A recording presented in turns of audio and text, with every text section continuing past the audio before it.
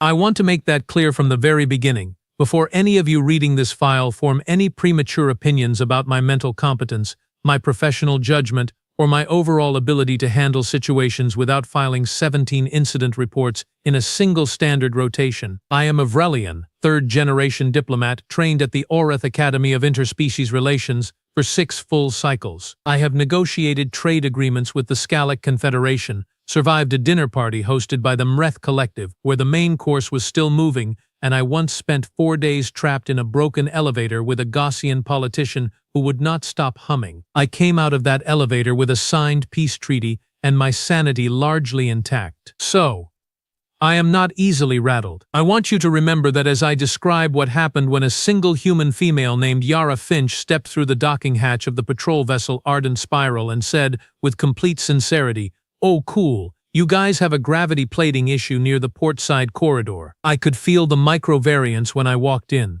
You want me to take a look at that? No greeting. No formal introduction. No acknowledgement of the 12 crew members standing in a neat line waiting to receive her per protocol. Just that. And then she pointed at the wall, like the wall had personally insulted her and she intended to fix it before the day was out. I filed my first incident report approximately 3 minutes after her arrival. That was a personal record. I had previously held the record at 42 minutes, set during the Mreth dinner incident, but I have since learned that records are made to be broken. The Ardent Spiral was, at the time, one of the Galactic Consortium's more prestigious patrol vessels.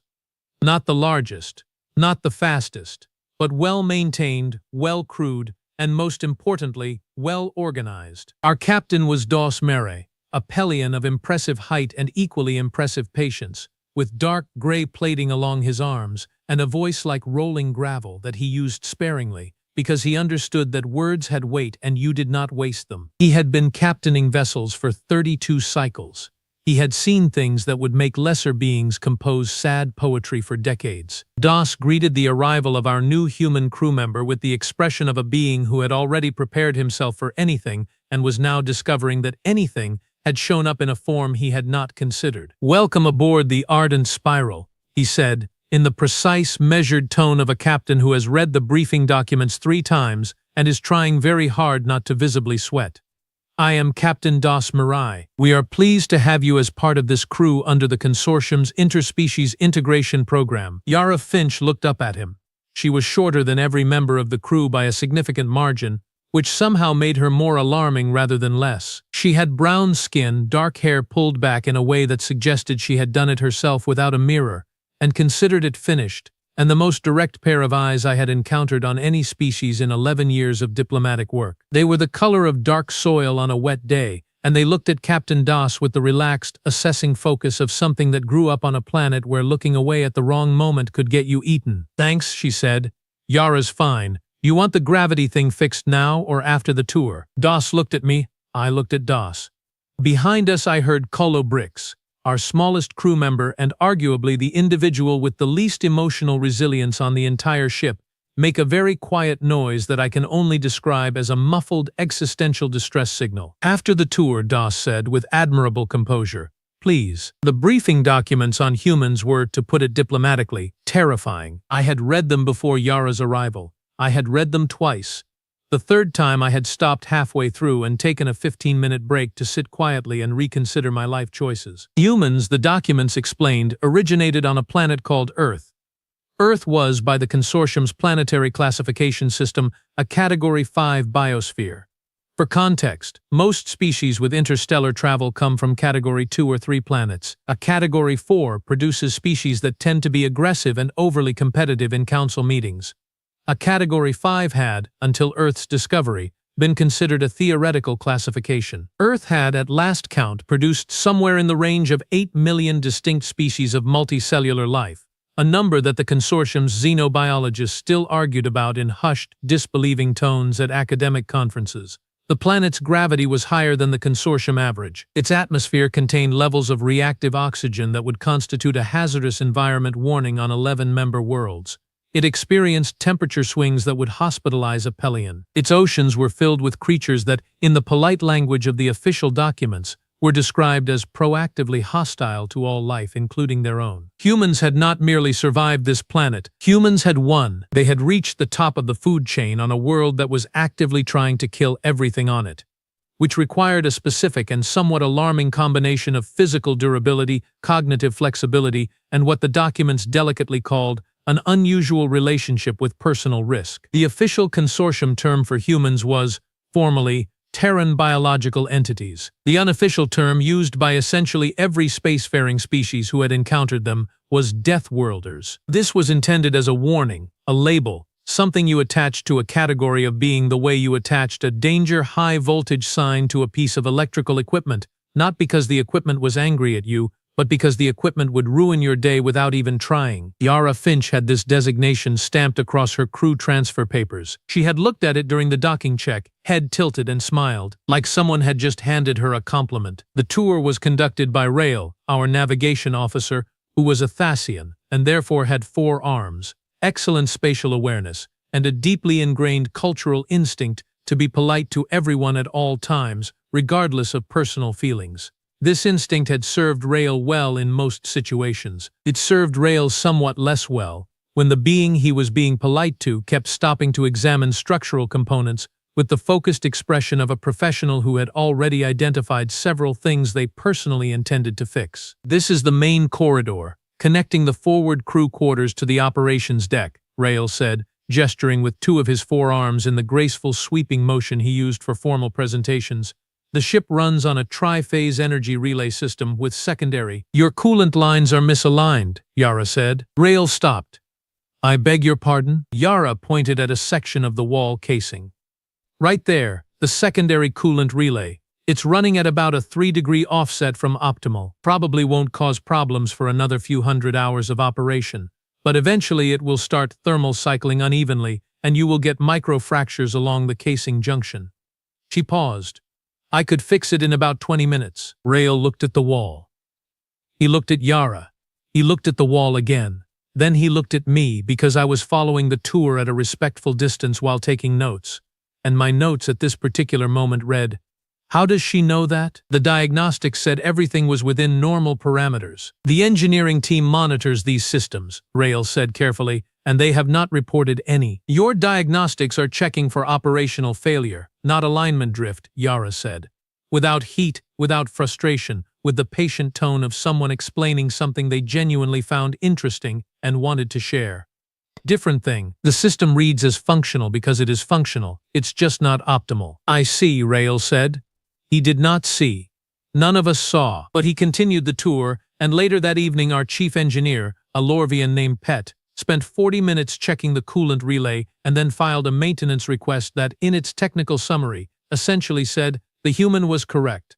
We do not know how she knew. Please advise." Let me tell you about Kahlo bricks. Kahlo was from a species called the Farani, who were small, quick, extraordinarily good at calculation, and possessed of a nervous system that had evolved on a planet with no large predators whatsoever. This gave the Farani many admirable qualities: excellent hearing, superb pattern recognition, and a precise, efficient way of thinking that made them among the best navigational mathematicians in the consortium. It also meant that Kahlo's threat assessment system was calibrated to a world where the most dangerous thing he might encounter was a large piece of falling fruit. Yara Finch represented a threat level approximately 6,000 times beyond his reference scale. I am not being unkind. This is measurable. Kahlo spent the first 2 days after Yara's arrival conducting what he described as routine proximity analysis, and what I recognized as the behavior of a small creature who had decided that maintaining a minimum 40-foot distance from a potential predator was simply good sense. The problem was that the Arden Spiral was not a large ship. 40 feet was, on many of our corridors, the full width of the vessel. "She walked past me," Kahlo reported, arriving at my station on the 3rd day with the wild eyes of a being who had narrowly survived something. "She walked past me, and she said good morning." "That is," I said, "the standard greeting on her planet." She showed her teeth. "That is also standard. It is called a smile." Kahlo stared at me with an expression that suggested he had filed this information in the category labeled, "Things that are technically true but do not help." "She is very large," he said. "She is the smallest person on this ship. She does not feel small." This, I had to admit, was accurate. There was something about the way Yara Finch occupied space that made the physical dimensions of her body feel somewhat irrelevant. She moved like something that had made its peace with the fact that the universe contained dangers and had decided as a matter of practical philosophy not to worry about most of them.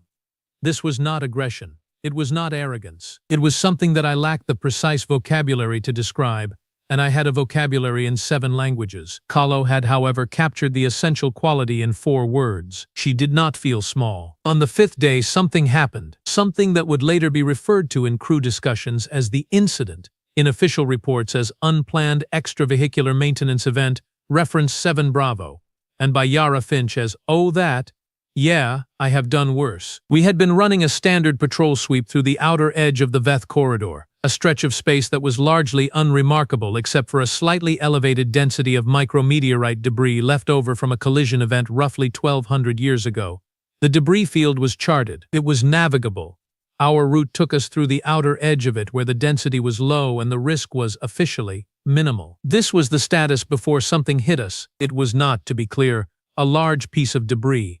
The fragment that struck us was approximately the size of a domestic storage container, moving at roughly 3 times the speed our debris avoidance system had been calibrated to expect in this zone, because the calibration data was from a survey conducted 6 years ago and nobody had updated it.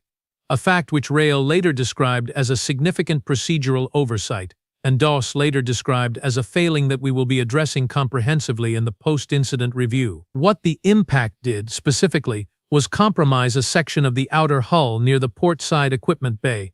Not a catastrophic breach, not an immediate emergency, but the structural integrity of the bay's external access panel was now rated as "do not touch under any circumstances" until a repair team can be sent from the nearest station, which was 11 hours away. In the equipment bay, however, were 3 components of our primary navigation relay that were now inaccessible. Without those components, we could not perform precision course corrections. Without precision course corrections, we could not safely navigate the debris field we were currently in the middle of. "We can hold position," Rael said at the emergency operations briefing, with the careful tone of someone delivering bad news in the most digestible form possible.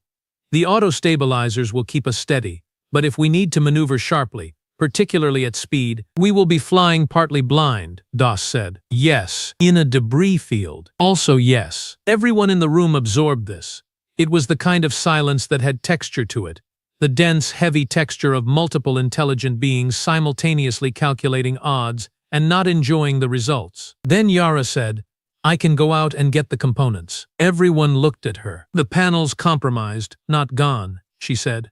She had her arms folded on the table in front of her, and she was looking at the schematic on the display with the same assessing focus she had turned on the wall during her first day. "If I take the emergency EVA kit and come in from above the breach angle, I can work around the structural damage and get to the relay housing, probably 40 minutes, start to finish." There was a pause. "The external surface near the breach," Thien Oru said, from the far end of the table.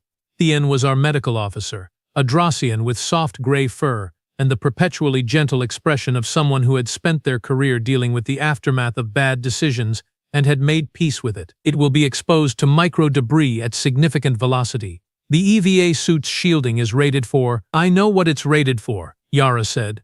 "I have worked in worse." Another pause, shorter this time. "You have performed extravehicular operations in conditions worse than this?" Rael asked. Yara shrugged. It was a very human gesture. One shoulder, raised and lowered. It communicated a vast quantity of information in a remarkably compact package. Specifically, "Yes, obviously. This does not particularly concern me. Why does this concern you?" "I trained in the Kepler station program," she said. "Part of our final assessment was an EVA drill in a simulated debris field. Actual debris, just controlled release. This is low density compared to that." She paused. Also, the instructors weren't great about the controlled part. Kolo, sitting 2 seats down from her, made a very small sound. Captain Doss looked at the schematic. He looked at Yara. He looked at the schematic again. "What do you need?" he said. What she needed was, it turned out, less than anyone had expected. The EVA kit. The specific tool rig from the engineering bay, which she assembled herself in approximately the time it took Pet to explain where everything was stored.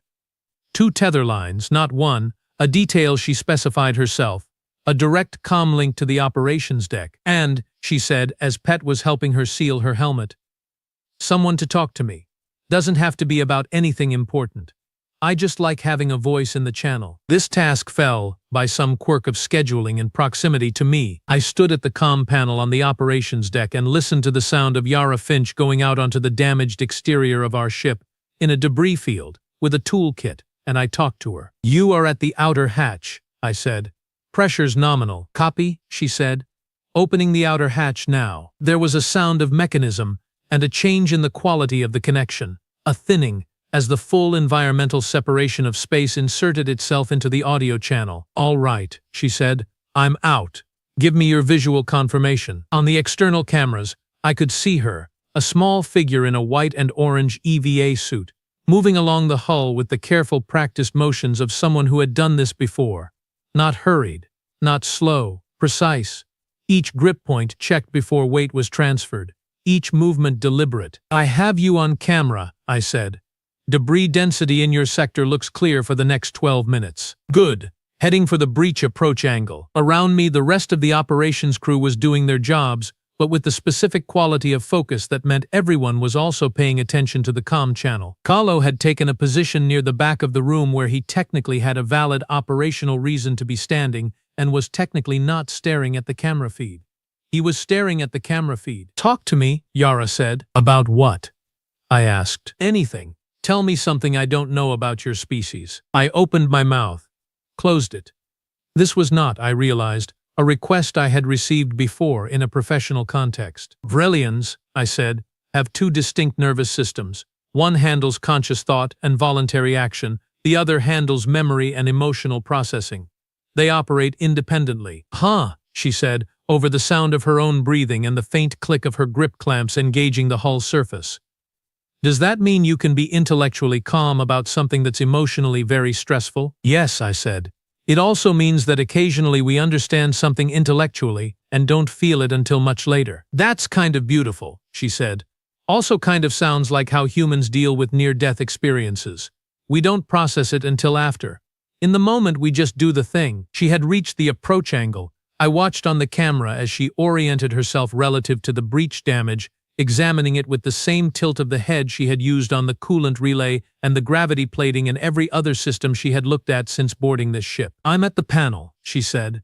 "Starting access. Clock me." I started the clock. The next 34 minutes were, in retrospect, the moment I began to understand something about humans that the briefing documents had technically told me but somehow failed to convey. The documents described human physical durability, the high-gravity adaptation, the pain tolerance, the immune system that functioned like a dedicated security contractor rather than a passive barrier.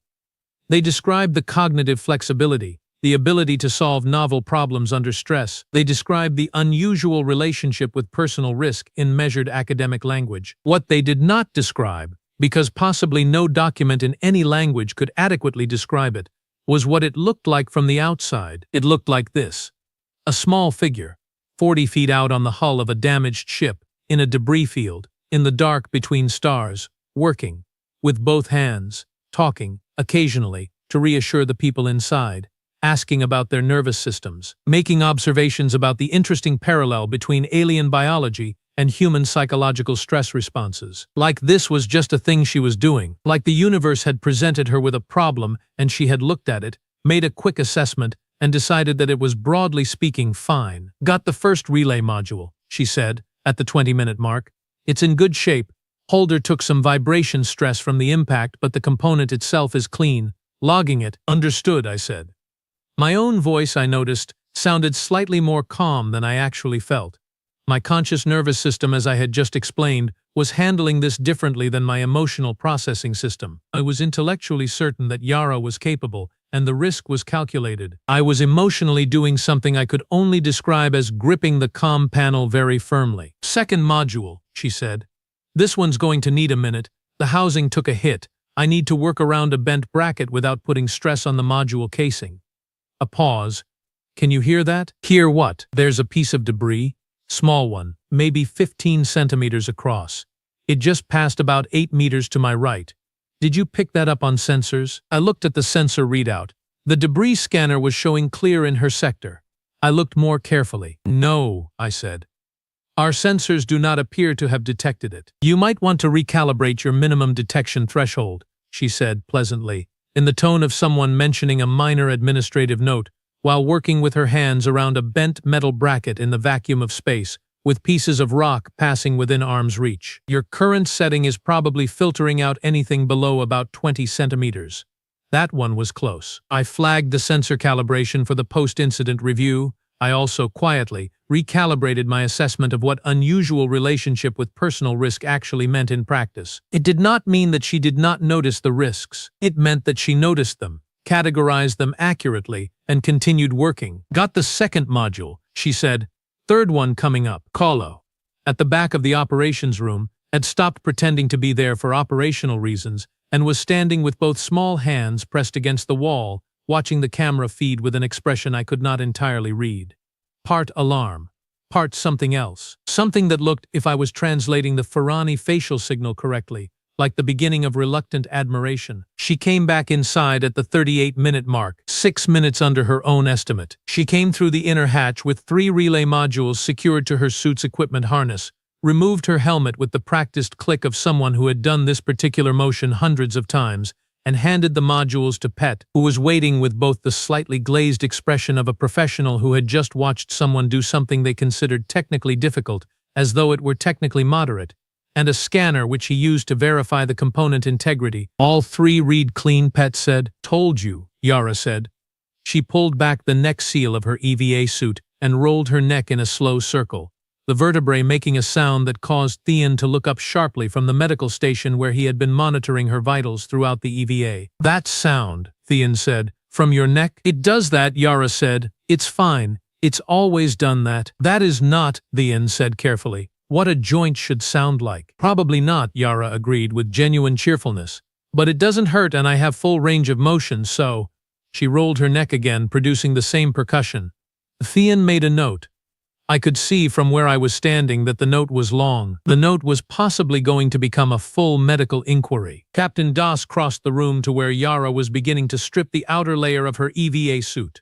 He stopped a respectful distance away and looked down at her, with the expression of a Pelion who has 32 cycles of experience with crew members and is now processing something new. Good work, he said. It was for Das, a speech of considerable length and warmth. Yara looked up at him and grinned.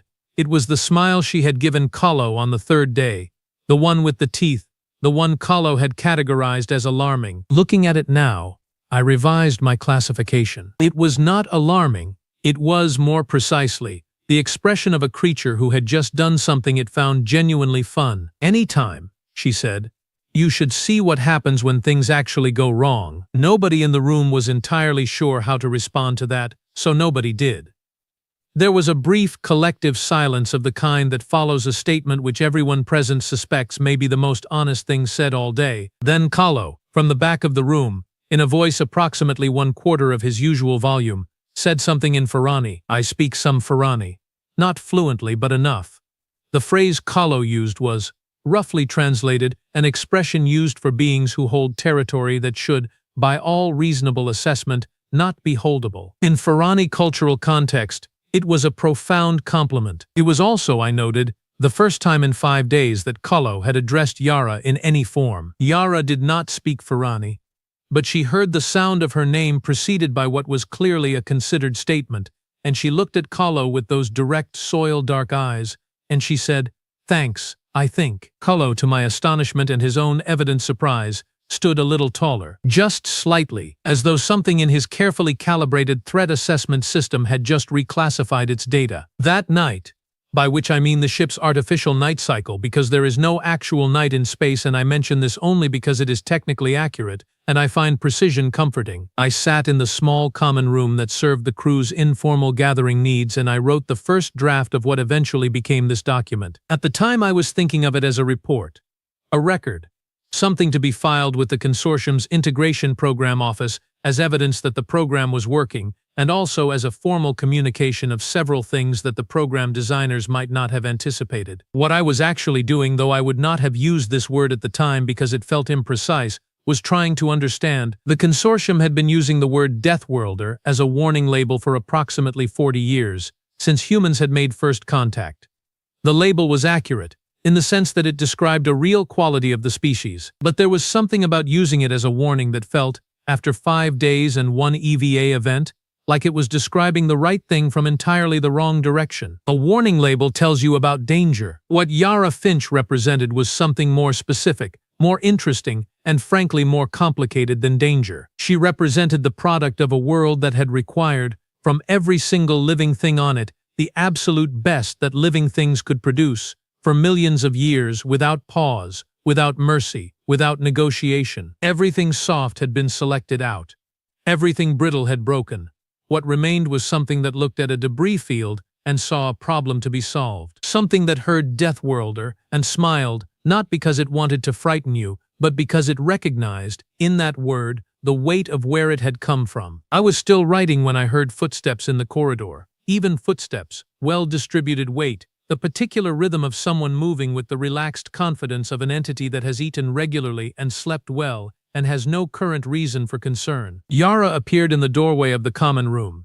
She had changed out of the EVA suit and was wearing the close-fitting exercise clothes she favored off-duty. She was carrying a cup of something hot, and she looked at me with the mild, uncomplicated curiosity of someone who had found a colleague still awake and wondered why. "You are up late," she said. "Writing," I said. "About what?" I looked at the document on my screen. I looked at her. I thought about how to describe what I was trying to understand. "About you," I said finally, which was technically true but felt somehow inadequate. She sat down across from me, wrapping both hands around her cup, and she looked at my screen with the expression she used for everything: attentive, present, assessing. "What about me?" she said.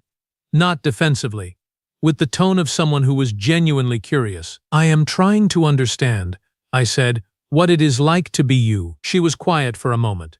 The ship hummed around us, the particular low frequency of the energy systems running their night cycle, and somewhere in the distance the cooling sequence of the navigation relay, now properly installed thanks to her. "It's like," she said slowly, "you know how your two nervous systems work separately, intellect and emotion, running parallel? Yes, humans don't have that.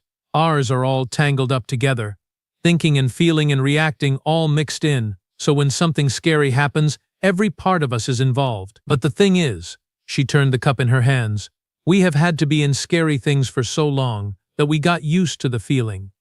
The fear is still there. I felt it today, out on the hull.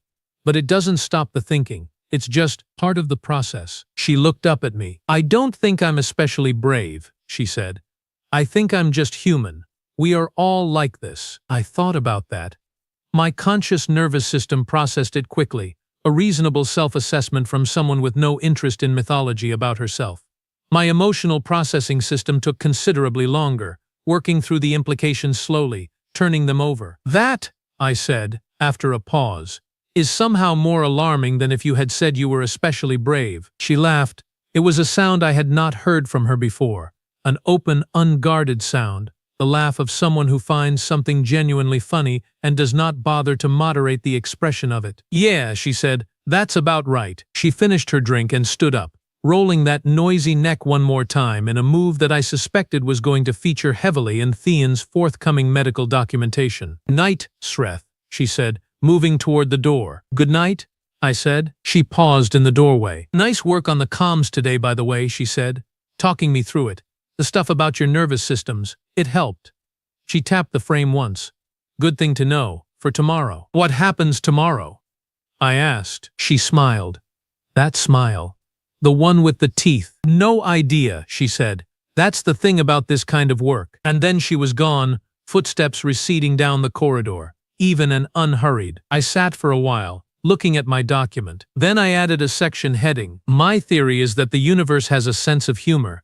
It is not a particularly kind humor, and it tends to deliver its punchlines at the worst possible moment, with maximum efficiency." I formed this theory on day 11 of Yara Finch's service aboard the Ardent Spiral, when the worst possible moment arrived, right on schedule, with a level of thoroughness that I can only describe as artisanal. Crafted with care, delivered with conviction. But I am getting ahead of myself. Days 6 through 10 were, by the standards of Deep Space Patrol work, relatively uneventful. This is not to say nothing happened. Things happened constantly. Yara happened constantly. She had by day 6 fixed the gravity plating variance she had identified on arrival. By day 7, she had also fixed the coolant relay, reconfigured 3 sections of the port side electrical routing that she described as technically within spec, but honestly kind of sloppy, and submitted a 12-point written assessment of the ship's maintenance documentation system, which she described as not bad, but you are missing a cross-reference protocol that would save about 30 minutes per inspection cycle. Pet, our chief engineer, read the assessment with the expression of a professional who had just been handed a comprehensive list of the things he had been doing slightly wrong for 11 years and was experiencing the specific discomfort of being unable to argue with any of them. "She's right," he said, to me, in the corridor outside engineering. "About all of it." I checked. "How does that make you feel?" I asked. Pet thought about it. "Like I want to be annoyed," he said, "but I cannot locate the specific justification." This, I had come to understand, was a common response to Yara Finch. She did not do things to be superior. She did not correct systems and procedures to demonstrate that she was better than the people who had designed them. She did it with the uncomplicated, practical energy of someone who saw a thing that could work better and considered it mildly unreasonable not to fix it. There was no condescension in it. There was barely even deliberate intention. It was closer to reflex, the way you might straighten a picture frame you walk past without breaking stride. Colo, meanwhile, had reduced his minimum safe distance from 40 feet to approximately 10, which on the ardent spiral represented a significant philosophical journey. He still flinched slightly when she made sudden movements, but he had begun, cautiously, to exist in the same spaces as her, and on day 8 he had asked her, in careful but earnest consortium standard, what her home planet's gravity felt like to stand on. Yara had thought about it for a moment. Then she said, "Imagine someone put a hand on your shoulder, not pressing hard, just resting there, always, even when you sleep." Colo had been quiet for a long time after that. "Do you notice it?" he asked eventually. "Not anymore," she said. "You stop noticing the things that are always there." Colo had filed this information in a new mental category that, based on his subsequent behavior, I can only describe as things that are profoundly alien but which I am beginning to find comprehensible. It was a small category, newly created, and Yara was its only current occupant. The N had completed his initial medical documentation on day 9. It ran to 47 pages. He had presented it to Yara over what the ship's schedule designated as the lunch period, because Thien had, in his gentle Drossian way, decided that doing so in a medical context would feel confrontational, and he preferred the informal setting. Yara had paged through it with the mild interest she brought to most things and said, "This is pretty thorough. You want me to fill in the family history section? There's a lot of good material there." The N had said, "I would appreciate that very much," and had produced a secondary document with that specific section already prepared. Yara had filled it in. The section took 3 additional pages. When Thien reviewed it later, he came to find me. "Her maternal grandmother," he said, "survived a thing called a grizzly bear attack. Is that significant?" The N looked at me with soft gray eyes. "A grizzly bear," he said, "is an apex predator on her planet. Average mass approximately 250 kilograms, equipped with claws rated at approximately 12 times the grip strength of my entire arm. Her grandmother was 23 years old. She was on a recreational hiking trip. I waited. She survived," Thien said, "by hitting the bear on the nose and lying very still for 40 minutes in what is called playing dead, which apparently works because bears are, and I am quoting the family history here, easily bored. I absorbed this. Her grandmother then walked 8 kilometers back to the nearest road," Thien continued, "and drove herself to a medical facility after being attacked by a 250-kilogram predator. After being attacked by a 250-kilogram predator." He paused. "This is presented in the family history as a mildly amusing story. I thought about my own family history. The most dramatic entry in it was a great-uncle who had been briefly famous for walking into the wrong diplomatic reception and accidentally starting a trade negotiation that lasted 11 years. "I see," I said. "I am," Thien said gently, "beginning to understand why they classify the planet as Category 5. Day 11 started quietly. I note this only because quiet starts are, in my experience, the universe's preferred setup for the kind of days that end with you writing emergency reports. We had cleared the Veth Corridor debris field, and were running a standard patrol route through the outer edge of the Sora system, a region of space that was notable primarily for its proximity to several active trade lanes and secondarily for the fact that it had been flagged in the last 3 patrol cycles as a zone of increased unauthorized vessel activity, the kind of unauthorized vessel activity that the consortium describes formally as suspected unlicensed resource extraction and associated commerce, and that everyone else describes as piracy. This was not, officially, a high-risk patrol. The Ardent Spiral was a patrol vessel with a functioning weapons array and a full crew. The unauthorized activity in this region tended toward smaller, faster ships that avoided direct confrontation with consortium vessels in favor of simply outrunning them. This was the assessment before we found the Kellet. The Kellet was a mid-sized cargo hauler registered to a Pelion trading company, and it was sitting in the middle of our patrol route with no navigation lights, no running signal, and a distress beacon that had been transmitting for approximately 6 hours before we picked it up. The reason we had not picked it up earlier was that the beacon had been modified in a way that shortened its effective range dramatically, which was either a malfunction or deliberate, and neither option was comforting. "I am reading 3 life signs," Rail said, from navigation, his 4 hands moving across his panel with crisp efficiency. "All Pelion biometric. They appear to be in the forward hold. The rest of the ship reads as unpowered." "Any other vessels in the vicinity?" Doss asked. "Nothing on long range," Rail said, "but there is significant sensor interference from the Sora system's outer magnetic field. Short range is reliable. Long range—" He made a small, precise gesture with one hand that communicated, "I would not stake my professional reputation on it." Doss stood at the center of the operations deck with his hands clasped behind his back and looked at the image of the Kellet on the main display. His gray-plated jaw was set in the thoughtful expression he used when he was doing calculations that nobody else could see. "We go in," he said. "Standard boarding protocol, full crew readiness." What full crew readiness meant on a patrol vessel was that everyone had a role in a potential boarding operation. Rail managed navigation and kept us positioned. Pet monitored the ship's systems. Thean prepared the medical bay. The ship's 2 security officers, a pair of Vaith named Soru and Otan, who communicated primarily through a series of efficient clicks and were extremely good at their jobs, suited up with their equipment. And Yara, because Yara was the only crew member besides the security officers who had any practical training in close-quarters operations. On account of the fact that all humans apparently received some form of this training as part of their standard education in the same way that Vrelians received instruction in conflict mediation and the Firani received advanced mathematics, went to the equipment bay. I followed her because I had been assigned as the operations liaison for the boarding team, which meant my job was to maintain communications between the boarding team and the operations deck. This was a diplomatic assignment rather than a security one. I had a communicator, a datapad, and, I noted with the particular clarity that comes from being in a moderately dangerous situation, absolutely nothing else. "Here," Yara said when I arrived in the equipment bay. She handed me something. It was a personal emergency beacon, small, clip-on, the kind that transmitted your location if something happened to you. "I have one issued by the ship," I said. "I know," she said.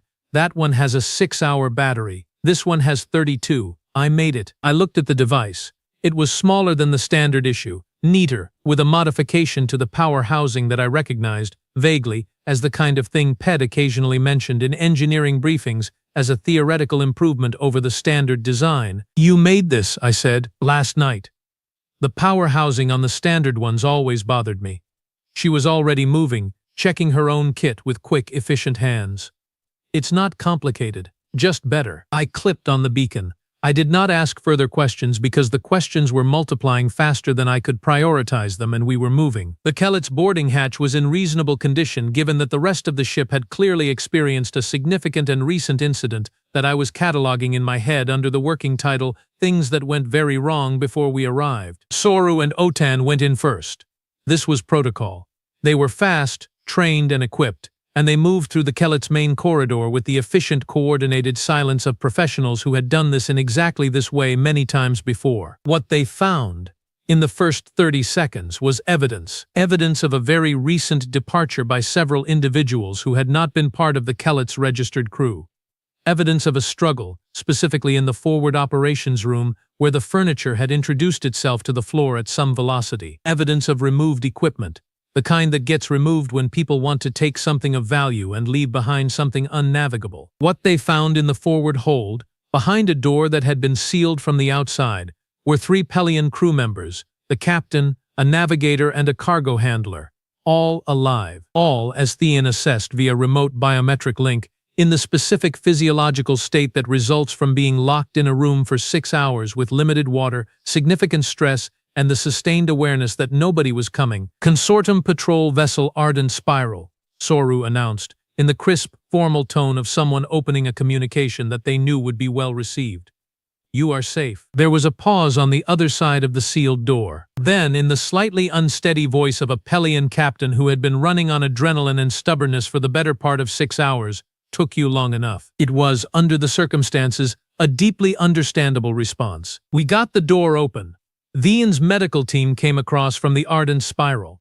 The Pelian crew, whose names were Maro, Dessa, and a young cargo handler named Folt, who was 19 years old and had been on his first long-haul run, were checked, assessed, and given water and nutrition supplements and the particular kind of careful, unhurried attention that Thean brought to every patient he had ever treated in his career. I was managing communications at the hatch interface, keeping the operations deck updated, when Yara came to stand beside me. 6 vessels, she said quietly. I looked at her.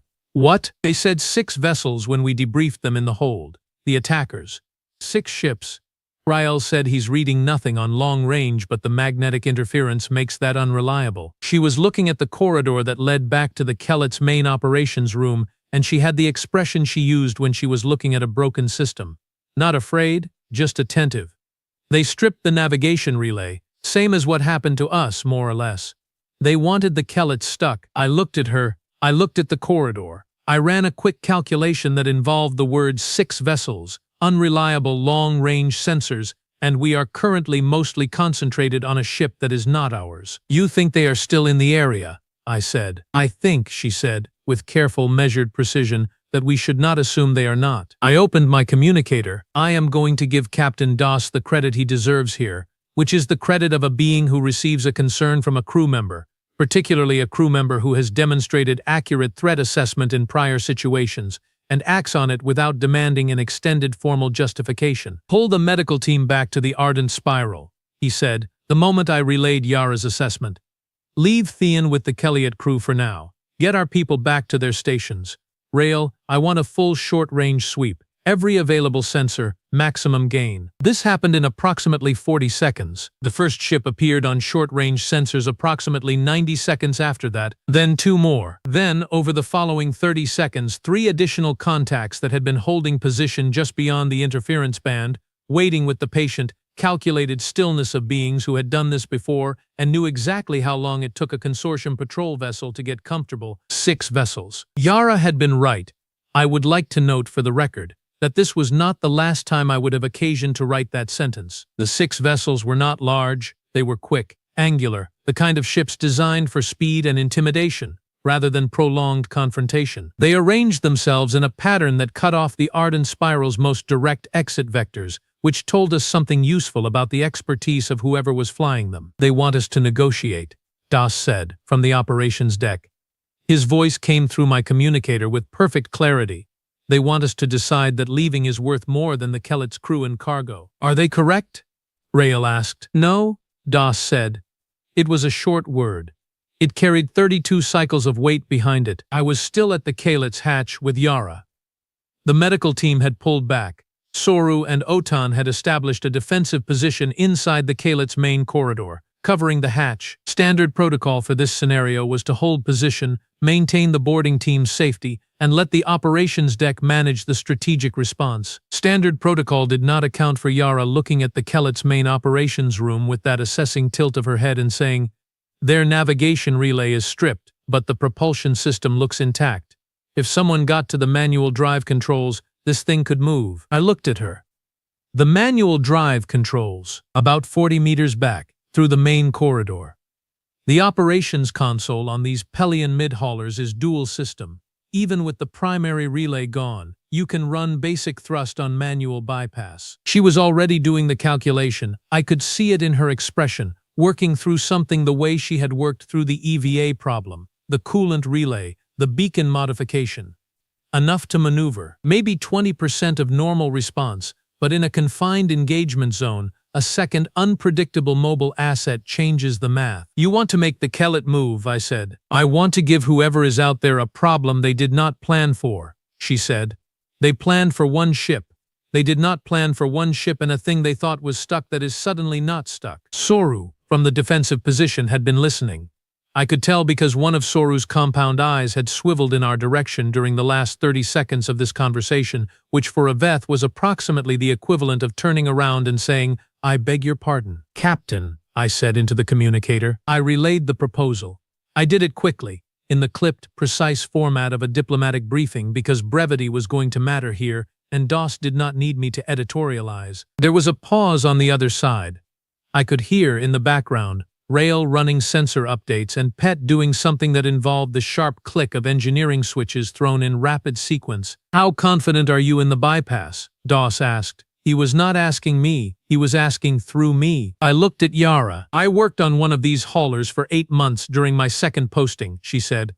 "The manual bypass is a standard design feature. It is not subtle.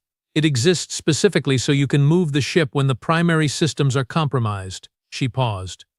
"I am very confident." I relayed this. Another pause. "Shorter. Do it," Doss said. "Soru Otan, you are providing cover. Sraith, you are on communications. Yara, you have the bypass. When I give the word, I need 20 seconds of movement from that hauler, enough to break their formation anchor on our port side. Can you give me 20 seconds? "I can give you more than 20, Yara said. "20 is enough," Doss said, which was the most efficient possible way of saying, "I know you can do more. I am not asking you to do more. Do what is needed and do it well." "Understood," she said. What happened next took 4 minutes and 18 seconds. I know this because I was on the communicator for the entirety of it, providing the operations deck with a running update, and my communicator has a built-in timestamp. What it felt like was longer. Soru and Otan moved first, pushing up through the main corridor to establish a clear path. Yara moved with them, not behind them. Beside them, in the specific position of someone who understood how cover and movement worked together and had placed themselves correctly without being told. Soru noticed this. I saw it in the slight adjustment of her formation position, a tiny recalibration that acknowledged the presence of a capable element and incorporated it. I was running communications and also moving because the alternative was standing still in a compromised location, and I had no interest in that. The main operations room of the Kellet was dim, running on emergency lighting, equipment stripped from several of the main consoles, leaving gaps that looked like missing teeth. Yara went to the secondary console on the port side of the room and opened the cover panel with the practiced movement of someone who knew exactly where the fasteners were. "They are hailing us," Rail's voice said in my ear. The hail was for the Ardent Spiral, not for us, but I was patched into the operations channel and could hear everything. Audio only. No visual. "Let it play," Doss said. The voice that came through was speaking consortium standard with an accent I could not immediately place. Flat and businesslike, the voice of someone conducting a negotiation they expected to conclude quickly. The message was simple. The Ardent Spiral would disengage from the Kellet and proceed out of the area. The Kellet's crew would be released. This was the only option that ended without incident for the patrol vessel. "I see," Doss said, in a tone that gave away absolutely nothing. "Give us a moment to consider." This was theater. Doss did not need a moment. He needed Yara to reach the manual bypass. "Bypass panel is open," Yara said, into her communicator, quietly, hands already inside the console. "I need about 90 seconds. The coupling sequence is manual. I have to do it by feel. The connector housing is in the back." 90 seconds, I relayed. "Acknowledged," Doss said. "Rail, keep the hail channel open. Tell them we need 2 minutes to consult our standing orders protocol." Rail delivered this message with the precise formal intonation of an officer following procedure, which was accurate, just not the procedure the other side thought it was. Yara was working with both hands inside a dark access panel on the secondary console of a stripped ship in a room lit by emergency strips, guided by her own memory of how this specific model's bypass system was configured. I could see from where I stood near the doorway with my communicator, the focus in her face, not strain, not fear. The complete, clear attention of someone doing a precise thing in difficult conditions because the precise thing needed to be done. "Coupling 1 is in," she said quietly. "Finding coupling 2. Soru was at the main doorway. Otan was covering the secondary entrance. The room was quiet except for the faint background hum of the emergency power system and the sound of Yara's hands moving inside the console. "Tell them we need a little more time," I said into the communicator. Something about our communications officer confirming the protocol authorization chain. There was a half-beat pause on the operations deck. That is, DOS said, remarkably specific obfuscation for an improvised communication. I trained at the Orath Academy, I said. Diplomatic obfuscation is a fourth-year module. Noted, he said, and I could hear, beneath the controlled gravel of his voice, something that was almost a smile. He opened the hail channel and explained, with impressive sincerity, that the patrol vessel's communications officer was confirming the authorization chain and they would have a response within 90 seconds. Coupling 2 is in, Yara said. Finding 3? Almost there? The voice on the hail channel said, with somewhat less patience than before, that 90 seconds was acceptable but that they expected a decision at the end of it. Of course, DOS said pleasantly. Coupling 3, Yara said. There was a pause. A short, sharp breath. It's bent. The housing took some vibration. The pin is at an angle. I need to… Time? I asked. Give me 30 more seconds. I looked at my communicator. Approximately 45 seconds remained on the hail channel's promised timeline. We have 30, I said. Then I have 30, she said, and went back to work. I do not know what it is like to route a manual propulsion bypass on a stripped cargo hauler with your bare hands in a dark console housing with 30 seconds on an external clock. I can tell you what it looked like from 3 feet away. It looked completely calm. Her face was calm. Her breathing was measured. Her hands moved with the same deliberate checking precision she brought to every physical task, feeling each component, testing each connection, working around the bent housing pin with the specific patience of someone who knows that forcing it will break it, and breaking it is not an option. 20 seconds. 15. Got it, she said. Coupling 3 is seated. Bringing up the manual interface now. The secondary console lit up. Emergency amber, partial readouts, a navigation display running on the backup power supply, and the manual propulsion interface. A simple set of directional controls that looked considerably less sophisticated than everything else on the ship and was, precisely because of its simplicity, still functional. Ready, she said into the communicator. On my mark, DOS said. The hail channel opened. The voice said, Your 90 seconds are up. We require your decision now. Our decision, DOS said, with the complete, unhurried calm of a being who has 32 cycles of experience and is currently holding more information than the person he is talking to, is no. A pause. Here, she said. She was still at the manual console, both hands on the controls, the emergency amber of the backup display painting her face in a color that the briefing documents would probably have described